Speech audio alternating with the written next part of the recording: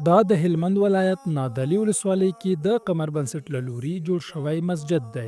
مسجدونه د الله تعالی د عبادت، د ټولنې د اصلاح، یووالي او د دین د خپرولو مهم محورونه دي. د دې سیمې علما، سپین ږیري، ځوانان او ماشومان ډیر خوښ بریښي چې اوس په خپل کلي کې یو ښکلی مسجد لري. د کلي یو دیني عالم خپله خوښي داسې څرګندوي.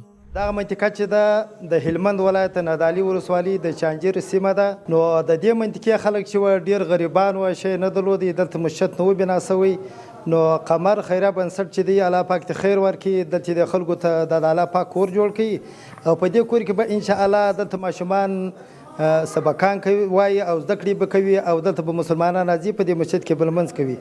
نو الله پاک دې دوی ته خیر ورته ورکړي. د کلتوري رواج له مخې دوی د قدردانۍ او مننې په پار د قمر بنسټ ټیم ته لونګېګانې هم ورپه سر کړې.